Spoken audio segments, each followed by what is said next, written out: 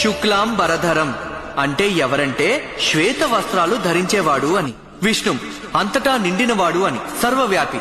శశివర్ణం అంటే ఆయన వర్చస్సు చంద్రబింబం ప్రకాశం కంటే కాంతివంతమైనది అని.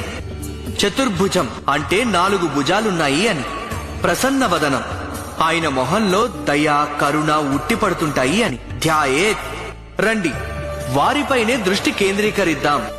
సర్వ విఘ్నోపశాంతయేత్ అంటే ఎవరంటే సమస్త దుఃఖాలను కష్టాలను విఘ్నాలను నివారించేవాడు అని. ఇక్కడ విష్ణువు అంటే అర్థం అంతటా ఉన్నవాడు అని. అన్ని చోట్ల ఉన్నాడు. ఇదే మహావిష్ణువు గురించి చెప్పారు, విఘ్నేశ్వరుడు గురించి చెప్పారు. అయితే ధ్యాయేత్ సర్వ విఘ్నోపశాంతయే దీనికి అర్థం ఏమిటంటే ఆయన్ని ఆరాధిస్తే సమస్త దుఃఖం కష్టం విపత్తులు ఆపదలు బాధలు ఆటంకాలకి కారణాలు తొలగిస్తాడు అని. ఇవన్నీ విఘ్నేశ్వరుడి గురించే చెప్పారు. కనుక ఈ శ్లోకం నీ గణపతి దేవుడి గురించే గుండప్ప. ఆయన సూత్రమే ఇది. ఇప్పుడు తెలిసిందా?